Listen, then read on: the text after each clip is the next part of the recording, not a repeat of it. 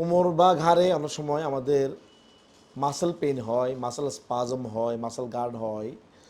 তো আমরা এটা মেডিকেল চিকিৎসা যেমন আছে, কিছু ঘরোয়া চিকিৎসাও আছে।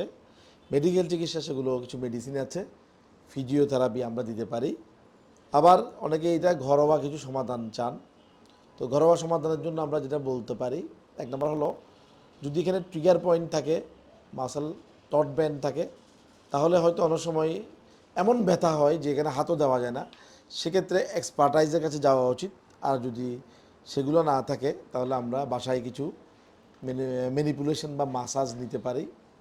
কিছু জেল আছে, আপনারা জানেন, পেইন কিলার জেল, সেগুলো দিয়ে আপনারা ডিপ ফ্রিকশন মাসাজ, যদি বড় জায়গা হয় তাহলে হাতের এটা দিয়ে, আর যদি ছোটো জায়গা হয় তাহলে থাম দিয়ে, তো জেল লাগিয়ে আমরা হাতের দিয়ে এভাবে দিতে পারি।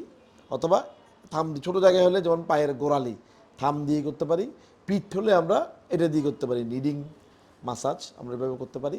এটা এক ধরনের মাসাজ, এটা করা যায়।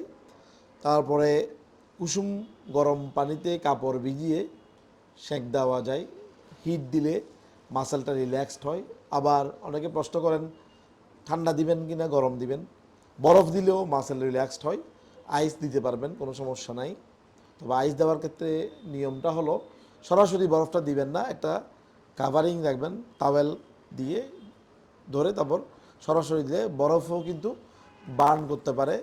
গরম দেওয়ার ক্ষেত্রেও খেয়াল রাখতে হবে, অতিরিক্ত গরম যেন না দেন, অতিরিক্ত গরম দিলে বার্ন হয়ে যেতে পারে। তো আপনি এগুলো কাজ করতে পারেন। সাথে সাথে আপনি অ্যারোবিক এক্সারসাইজ করতে পারেন। অ্যারোবিক্সের মধ্যে আছে ওয়াকিং, হাঁটা, জগিং করা, সুইমিং করা, যোগা করা। এগুলো করলে আপনার মাসেল ফ্লেক্সিবিলিটি বৃদ্ধি পায়। ঘরোয়াভাবে আপনি এগুলো চিকিৎসা নিতে পারেন।